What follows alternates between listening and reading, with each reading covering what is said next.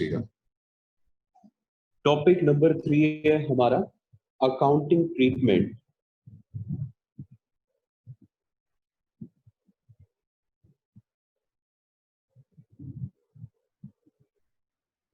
Of goodwill. ये वाला topic admission of partner में भी आता है और ये वाला टॉपिक रिटायरमेंट ऑफ पार्टनर में भी आता है। देखिए, जिस तरह से मैंने आपको एडमिशन में इसके आप कुछ केसेस बताए थे, ठीक इसी तरह से रिटायरमेंट में भी मैं आपको इसके केसेस बताऊंगा। पहले हम जरा समझ लेते हैं कि ये जो शब्द है अकाउंटिंग ट्रीटमेंट, इसका क्या मतलब है। अकाउंटिंग ट्रीटमेंट का मतलब ये है कि हम इसे अपनी बुक्स में रिकॉर्ड कैसे करेंगे, और रिकॉर्ड हम करते हैं जी थ्रू जर्नल एंट्रीज। इसका मतलब हमें सीखना है जर्नल एंट्रीज फॉर गुडविल। तो एक तो हमें करना है जी ये काम। अच्छा जी, गुडविल जो है ये होती है हमारी दो तरह की। एक होती है गुडविल परचेज्ड और दूसरी होती है सेल्फ जनरेटेड।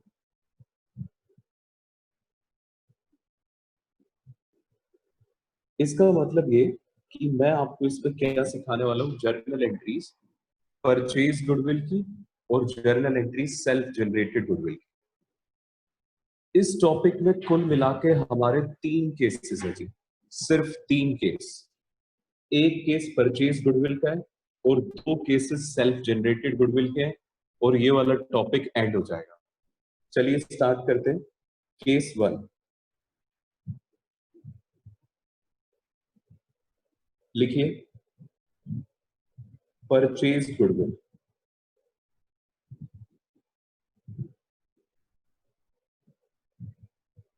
इसे आप परचेज गुडविल कह लीजिए या फिर इसे आप बोल दीजिए वो वाली गुडविल जो आपकी बुक्स में अपीयर कर रही है, गुडविल अपीयरिंग इन बुक्स। हमारी बुक्स में जो गुडविल आ रही है, देखो बेटे ऐसा है कि जो गुडविल आपकी बुक्स में अपीयर करती है वो गुडविल आपके लिए होती है जी एक लॉस। अब आप जरा ध्यान से सोचिए, 3 पार्टनर मान लीजिए ए बी सी, इन्होंने अपना बिजनेस स्टार्ट किया। हाँ जी बेटे, तो देखिए परचेज गुडविल असल में होता है जी एक लॉस। 3 पार्टनर एबीसी इन्होंने बिजनेस स्टार्ट किया, और जब सी रिटायर होने लगा तो उस वक्त हमारी बुक्स में एक लॉस आ रहा है जी गुडविल नाम से। क्या हमें वो गुडविल का लॉस रिटायरिंग पार्टनर को नहीं देना चाहिए? बिल्कुल देना चाहिए। देखिए, जब पार्टनर रिटायर करता है तो उसे हर एक चीज के अंदर हिस्सा उसका जितना भी बनता है वो दे दिया जाता है। हर चीज का मतलब ये है कि उसके एसेट्स का हिस्सा, उसके प्रॉफिट्स का हिस्सा, तो उसके लॉसेस का हिस्सा भी हम उसे दे देते हैं। ठीक है जी। तो जब भी आपकी परचेज गुडविल आएगी तो जिस तरह से एडमिशन में था, इसके लिए हम पास करते थे शूट एट साइट की एंट्री। शूट एट साइट का मतलब है कि आप जैसे ही देखेंगे इस गुडविल को तो इसे आप खत्म कर देंगे। और क्योंकि ये गुडविल एक एसेट्स होते हैं हमारे लिए, बुक्स में बैलेंस शीट में एसेट साइड में आते हैं, तो अगर किसी भी एसेट साइड की चीज को हमें खत्म करना है तो उसके लिए उसे हमें करना पड़ेगा क्रेडिट, क्योंकि एसेट्स का बैलेंस होता है जी डेबिट। तो गुडविल अकाउंट हो जाएगा क्रेडिट। जितनी वैल्यू आपकी बुक्स में आएगी आप उतनी ही वैल्यू से इसे कर देंगे क्रेडिट, बुक वैल्यू से। और ये वाली गुडविल तीनों पार्टनर्स में डिवाइड हो जाएगी, मतलब ए में, बी में और सी में। तो A's capital account debit, B's capital account debit, C's capital account debit. तीनों पार्टनर के कैपिटल अकाउंट को डेबिट कर दिया जाएगा टू गुडविल अकाउंट। लो जी, बस ये राइट ऑफ की एंट्री करनी है और एक ही एंट्री करनी है। इसके लिए नरेशन लिखेंगे, being goodwill written of from the books.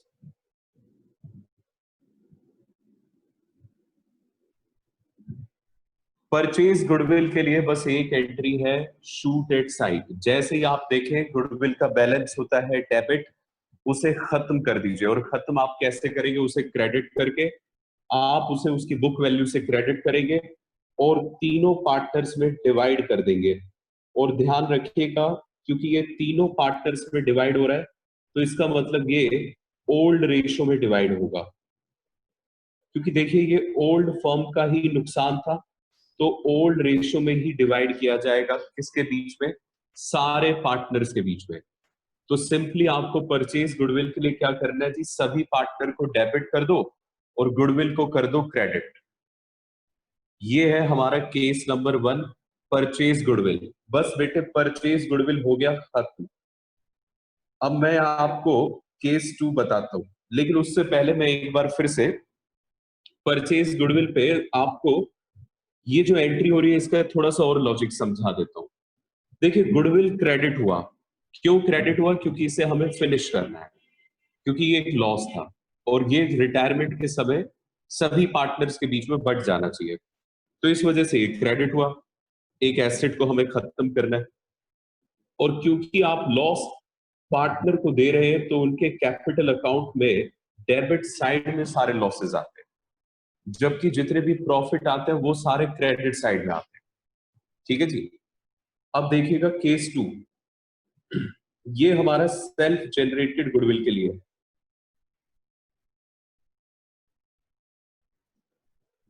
Self generated goodwill,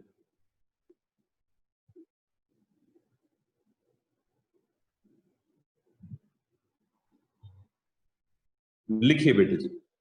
self generated goodwill में पूरे चैप्टर में गुडविल को लेके बस एक ही एंट्री होगी, और वो एंट्री क्या होगी अब जरा देखिएगा। Remaining partners capital account debit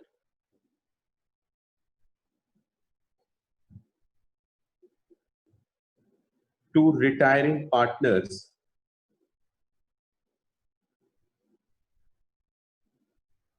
capital account. Remaining partners capital account debit to retiring partners capital account. इसके लिए नरेशन लिखेंगे बी गुडविल एडजस्टेड ऑन रिटायरमेंट। देखिए पूरे रिटायरमेंट के चैप्टर में बस एक ही एंट्री है सेल्फ जनरेटेड गुडविल के लिए। Remaining partners capital account debit to retiring partners capital account. चलिए अब इस बात को जरा समझते हैं। देखो बेटे होता क्या है, एक एग्जांपल से इसे समझिएगा। 3 पार्टनर है जी, ए बी और सी। इनके बीच में रेशियो है 3:2:1। एक पार्टनर था सी जिसका शेयर 1/6 है। ये पार्टनर रिटायर कर रहा है जी फर्म से। पार्टनर सी फर्म से रिटायर कर रहा है, ठीक है। और पूरे फर्म की गुडविल बताई गई है हमें। Firms goodwill value ₹60,000 on retirement. मैं आपको बता दूं कि आप जब भी गुडविल के सामने वैल्यू शब्द देखें तो समझ जाइए कि वो गुडविल आपकी सेल्फ जनरेटेड गुडविल है। लेकिन अगर आप कभी भी गुडविल के सामने वर्ड देखते हैं कि गुडविल अपीयरिंग इन बुक्स, तो इसका मतलब है कि वो वाली गुडविल हमारी परचेज गुडविल है। तो ये जो 60,000 रुपए मैं आपको बता रहा हूं, ये आपकी परचेज गुडविल नहीं, ये आपकी सेल्फ जनरेटेड गुडविल है। पूरे फर्म की गुडविल वैल्यू की गई है 60,000 ऑन रिटायरमेंट। जब सी रिटायर हुआ तो 60,000 रुपए पूरे फर्म की गुडविल थी। पास जर्नल एंट्री। लो जी, ये मैंने एक एग्जाम्पल बना दिया पूरे क्वेश्चन की फॉर्म में। अब इस एग्जाम्पल से मैं आपको सेल्फ जनरेटेड गुडविल का पूरा केस क्लियर करूंगा, ध्यान से देखते हुए चलिए।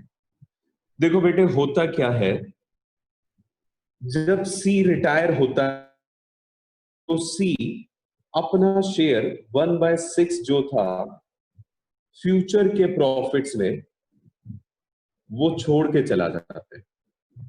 इसे इस तरह से समझिए, मान लीजिए कि इनका कोई 60,000 रुपए में का काम था जो इन्होंने किया सी के बिजनेस में रहते, लेकिन वो जो 60,000 रुपए है वो फ्यूचर में आएंगे।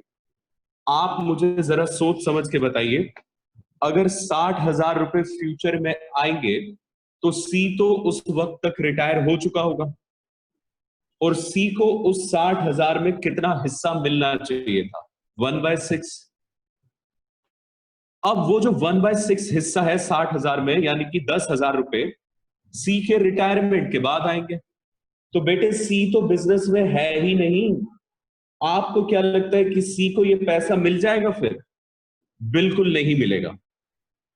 सर ऐसा नहीं है, ए और बी ईमानदार है, वो इसको पैसा दे देंगे। बेटे क्या पता आज ईमानदार है कल बेईमान हो जाए, क्या सी इस तरह का रिस्क ले सकता है? जवाब है नहीं।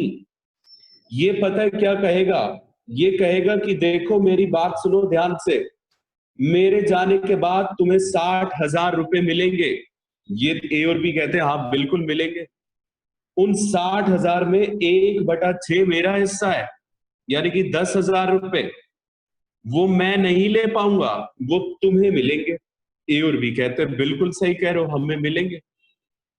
तो क्योंकि तुम्हें मेरे कमाए हुए पैसे फ्यूचर में मिलेंगे और आज मैं बिजनेस से जा रहा हूं, तो तुम दोनों मुझे वो मेरे 10,000 रुपए आज ही दे दो। ठीक है बेटे, क्योंकि ये बिजनेस से चला जाएगा। भाई फ्यूचर में वो 10,000 रुपए तुम दोनों के पास आ जाएंगे, बस मुझे आज दे दो तो हिसाब किताब फेयर हो जाएगा। अब ए और बी कहते हैं, आपस में झगड़ा करने लगते हैं। ए बी से कहता है तू दे, बी ए से कहता है मैं क्यों दूं, तुम दे दो। ये दोनों आपस में झगड़ा कर बैठते हैं कि मैं दूंगा तू देगा, इस तरह से बेटे जी झगड़ा हो जाता है। अब क्या किया जाए? सी इनसे कहता है कि झगड़ा मत करो, मेरी बात सुनो ध्यान से। तुम दोनों जिस रेशो में मेरे शेयर को गेन करोगे, उसी रेशो में फ्यूचर में तुम्हें मेरा प्रॉफिट मिल जाएगा। तो तुम्हें उसी रेशो में आज मुझे पैसा देना चाहिए। यानी कि सिंपल भाषा में, जो सी का शेयर बनता है 60,000 में, वो ए और बी को आज इन्हें दे देना चाहिए गेनिंग रेशो में, क्योंकि भविष्य में वो पैसा इन्हें इनकी गेनिंग रेशो में वापसी मिल जाएगा। ठीक है बेटे, अब ये इनकी वार्तालाप बीच में खड़ा हुआ एक व्यक्ति सुन रहा था जिसका नाम है फर्म। ये सारी बातचीत फर्म ने सुन ली और फर्म कहता है कि ये सी भाई साहब बिल्कुल ठीक कह रहे हैं, जो रिमेनिंग पार्टनर है ये हमें पैसा देंगे, और ये वाला पैसा हम किसको दे देंगे? सी को दे देंगे।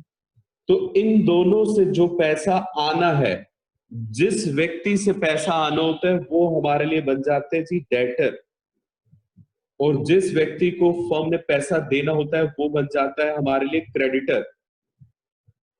इसी हिसाब से फर्म जर्नल एंट्री बनाएगा।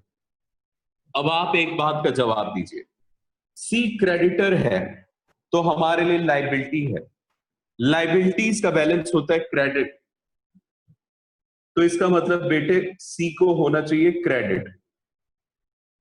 सी का कैपिटल अकाउंट हो जाएगा जी क्रेडिट। लो ये मैंने कर दिया क्रेडिट। कितने अमाउंट से होगा? जितना इसे ए और बी आज पैसा देंगे, और वो कितना पैसा देंगे? जितना 60,000 में इसका शेयर बनता है। इसका शेयर कितना बनता है जी? 1/6 ऑफ 60,000, 10,000 रुपए देंगे। ए और बी ये 10,000 रुपए किस रेशो में लेकर आएंगे? गेनिंग रेशो में। और जिनसे हमें पैसा लेना होता है वो होते हैं जी डेटर। अब एक बात का जवाब दीजिए, डेटर एसेट्स होते हैं, तो एसेट्स का बैलेंस क्या होता है? डेबिट। तो इसका मतलब क्योंकि ए और बी अब हमारे लिए डेटर बन गए, तो उन्हें हमें कर देना चाहिए डेबिट। तो एंट्री बनेगी जी कुछ इस तरह से, A is capital account debit, B is capital account debit to C is capital account. और इसके लिए नरेशन लिखेंगे, बीइंग गुडविल एडजस्टेड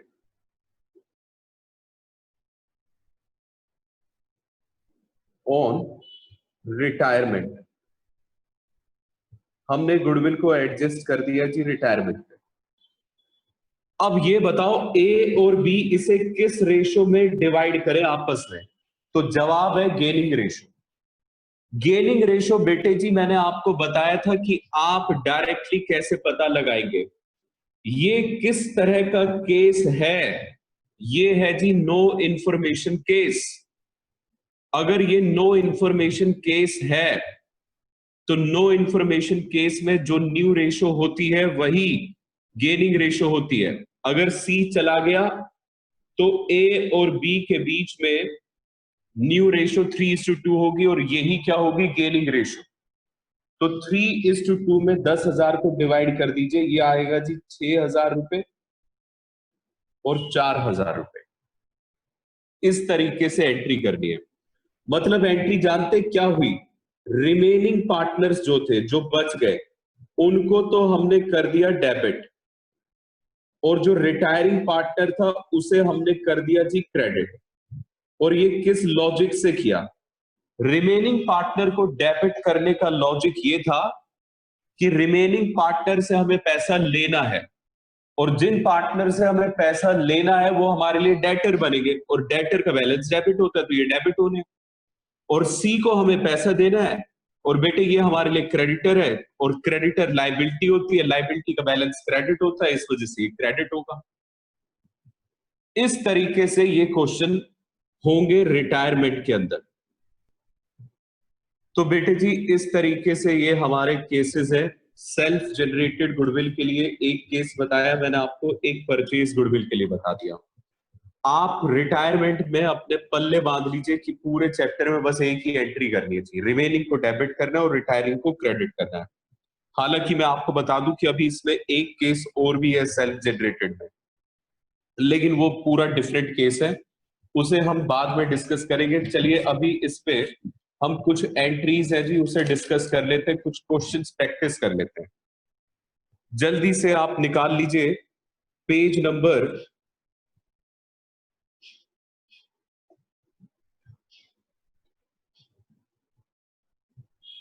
5.111।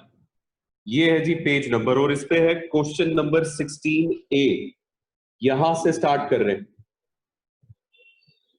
बहुत ही आसान टॉपिक है, 16 का A part. Page number is 5.111। लो जी बेटे इस क्वेश्चन को देखते हैं। बहुत आसान क्वेश्चन है, बिल्कुल टेंशन मत लीजिए। ये रहा जी 16 का ए पार्ट।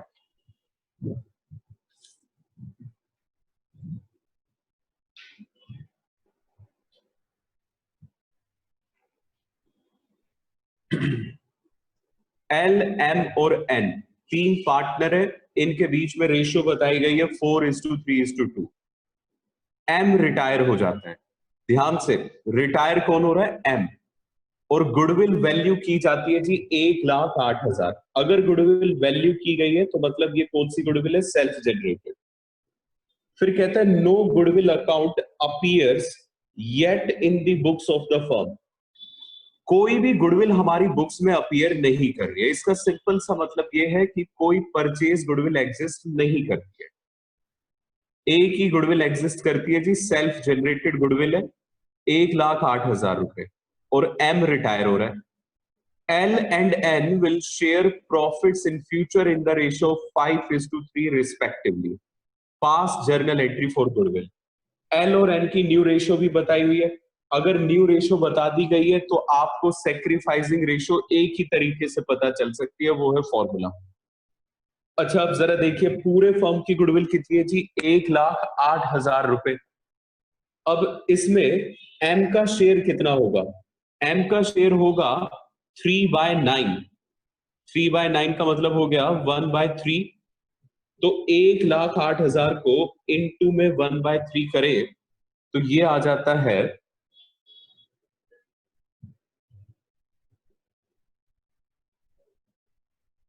1/3 से अगर करेंगे तो 36,000 आएगा जी, 36,000 रुपए।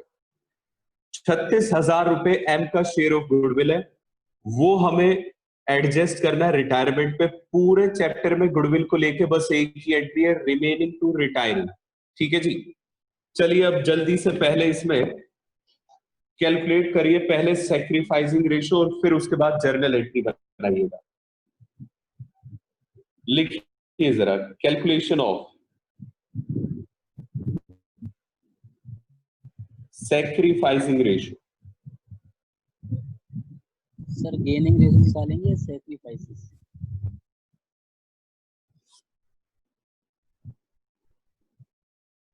यहां सेक्रीफाइसिंग नहीं जी, गेनिंग रेशियो निकालना है। आई एम सॉरी, ये बाय मिस्टेक लिखा गया, गेनिंग रेशियो आएगा। कैलकुलेशन ऑफ गेनिंग रेशियो, तो बताओ बेटे गेनिंग रेशियो का फॉर्मूला क्या होता है, पहले तो हमें वही लिखना है। गेनिंग रेशियो इज, हाँ जी बेटे लिखिए जरा गेनिंग रेशियो का formula, new ratio minus old ratio.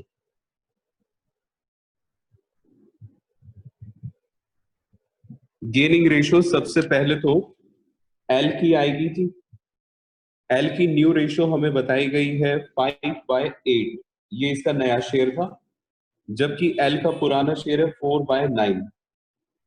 अब आप एलसीएम ले लीजिए तो ये 72 बनेगा, तो ये हो जाएगा 45 minus 32,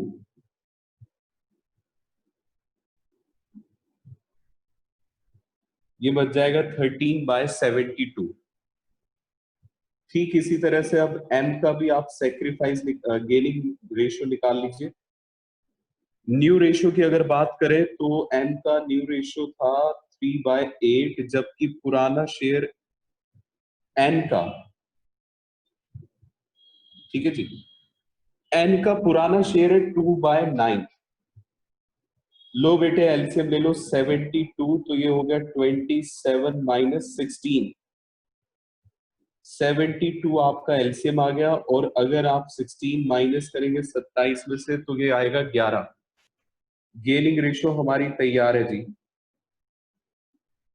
gaining ratio is equal to 13:11। लो जी एक काम तो हो गया खत्म। अब इसके बाद दूसरी चीज हमें क्या इसमें करनी है, जर्नल एंट्री। जर्नल एंट्री आपको अच्छे से पता है, अगर एक भी जर्नल एंट्री हमें बनानी है तो वो जर्नल एंट्री हमारे प्रॉपर फॉर्मेट से होनी चाहिए, और अगर प्रॉपर फॉर्मेट नहीं है तो आपके मार्क्स उसमें डिडक्ट होंगे। तो बेटे एक ही एंट्री मैंने आपको बताई है जी पूरे चैप्टर में, रिमेनिंग टू रिटायरिंग। अब ये बताइए जरा इसमें रिमेनिंग कौन कौन है, एल और एन। तो यहां पे एंट्री क्या बनेगी, एल्स कैपिटल अकाउंट डेबिट, और दूसरा पार्टनर है जो रिमेनिंग है वो है एन, तो एन का कैपिटल अकाउंट भी हो जाएगा जी डेबिट, और रिटायरिंग पार्टनर है जी इसमें एम, ये हो जाएगा credit to M's capital account.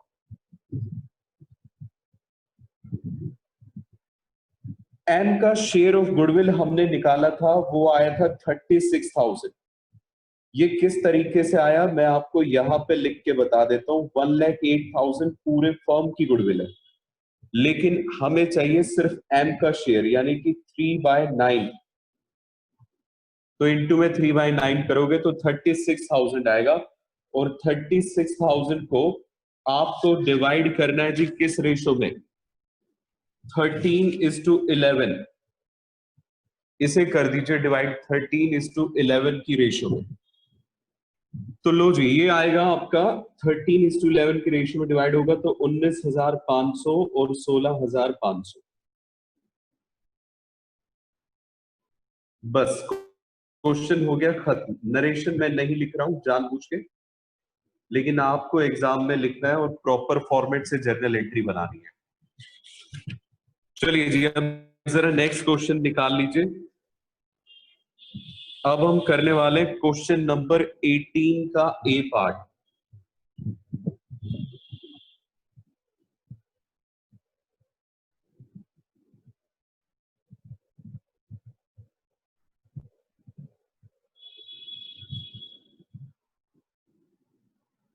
Question number 18 ए, देखिए जरा ध्यान से।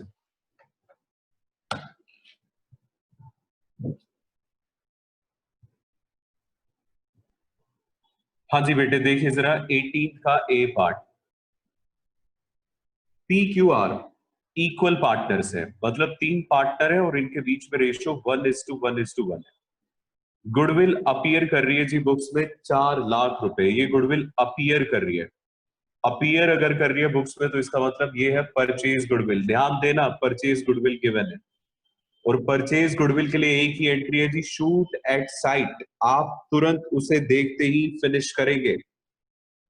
आर रिटायर हो जाता है and on the date of R's retirement goodwill is valued at ₹2,50,000। जब आर रिटायर हुआ तो पूरे फर्म की गुडविल 2.5 लाख रुपए वैल्यू की गई थी। नेसेसरी जर्नल एंट्रीज आपको पास करनी है। तो देखिए इसमें एक एंट्री तो होगी 4 लाख को राइट ऑफ करने के लिए, वो हो जाएगी all partner capital account debit to goodwill. मतलब पी क्यू आर तीनों डेबिट हो जाएंगे और गुडविल क्रेडिट हो जाएगा, और ये राइट ऑफ यानी कि शूट एट साइट हो जाएगा परचेज गुडविल का। दूसरी एंट्री जो हमें बनानी है वो बनानी है जी सेल्फ जनरेटेड गुडविल के लिए। लेकिन बेटे सेल्फ जनरेटेड गुडविल कभी भी पूरे फर्म की नहीं ली जाती है। सेल्फ जनरेटेड गुडविल सिर्फ उसी पार्टनर का अमाउंट लेना है जो पार्टनर रिटायर कर रहा है। अब रिटायर कौन कर रहा है जी इसमें? आर, और ये थे इक्वल पार्टनर।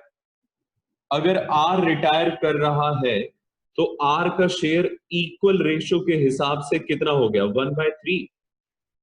तो यानी कि 2,50,000 इंटू में आप क्या करेंगे? 1/3, और ये डेसिमल में आएगा 83,333 आएगा जी इसमें गुडविल।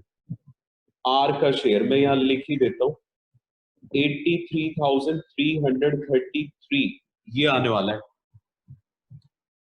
इसे डिवाइड करने के लिए आप एंट्री क्या बनाएंगे? रिमेनिंग को डेबिट करेंगे और रिटायरिंग को क्रेडिट करेंगे। चूंकि आर रिटायर हो रहा है तो आर क्रेडिट हो जाएगा और पी और क्यू क्या हो जाएंगे? डेबिट हो जाएंगे। बस इतना ही सिंपल है जी ये क्वेश्चन। चलिए अब स्टार्ट करते हैं इसे। देखिए जर्नल का फॉर्मेट बना लीजिए, बाकी सारा काम आपका हो गया है, एंट्रीज आपको पता चली गई है।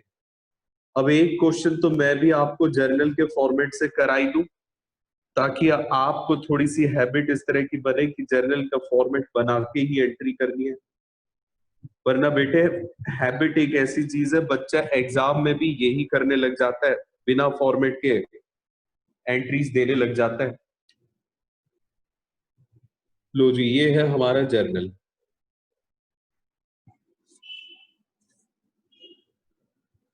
सबसे पहले तो गुडविल को राइट ऑफ करना है। तो अगर राइट ऑफ करना है तो तीनों पार्टनर का कैपिटल अकाउंट हो जाएगा डेबिट। क्योंकि हमें डेट गिवन नहीं है तो इस वजह से हमने यहां डेट वाले कॉलम में फर्स्ट लिख दिया है। तो एंट्री बनेगी P's capital account debit, Q's capital account debit,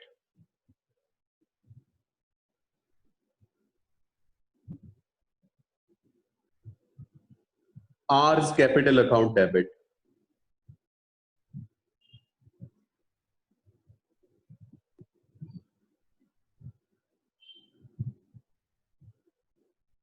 to goodwill account. Goodwill आएगा 4 लाख और इसे डिवाइड कर दीजिए 3 से, तो तीनों पार्टनर का शेयर पता चल जाएगा। क्वेश्चन गलत उठा लिया जी, इसमें सारा कुछ डेसिमल में आ रहा है। डिवाइडेड बाय 3 करेंगे तो ये 66,667 66,667 और 66,666 आएगा। ठीक है, लो जी, ये हो गई हमारी पहली एंट्री। चलिए इसकी नरेशन भी लिख देते हैं। बी goodwill written off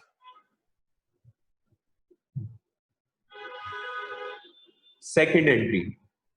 second entry में आपको अच्छे से पता है जी, बस एक ही एंट्री होगी, वो क्या है, रिमेनिंग टू रिटायरिंग। अब अगर आर रिटायर कर गया तो इसका मतलब पी और क्यू क्या हो गए, रिमेनिंग पार्टनर। तो एंट्री बनाइए, P's capital account debit, Q's capital account debit,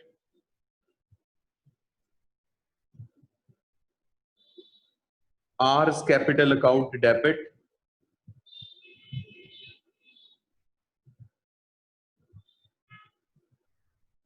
to goodwill account.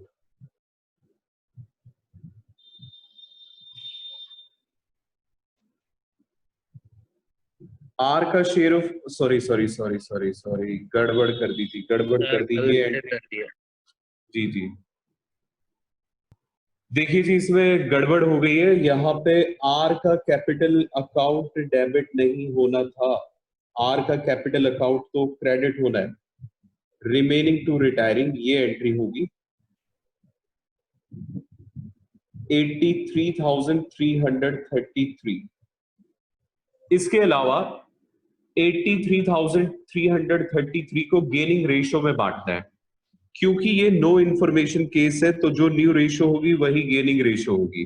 P Q are के बीच में रेशियो थी 1:1:1, उसे आप खत्म करेंगे, आर को बाहर कर दीजिए तो 1:1 बचेगा। बस अब इसे इक्वली डिवाइड कर दीजिए, तो ये आएगा जी आपका 83,333 डिवाइड करेंगे इसे 2 से तो 41,666 और ये कर दीजिए 41,667 राउंड फिगर में। इसके अलावा इसे भी सही कर लीजिए, ये सही नहीं है वैल्यू, ये 1,33,333 है, 1,33,333 और एक लास्ट में कर दीजिएगा 1,33,334 ताकि राउंड फिगर सही बन जाए। इस तरीके से होना था जी क्वेश्चन नंबर 18 का ए पार्ट। ये हो गया हमारा क्वेश्चन नंबर 18 ए। अब तक हमने जितने भी क्वेश्चंस किए इस पे बेस्ड मैं आपको कुछ क्वेश्चंस घर से करने के लिए दे रहा हूं, जल्दी से लिखिएगा। क्वेश्चन नंबर 16 बी, 17, 18 का बी पार्ट,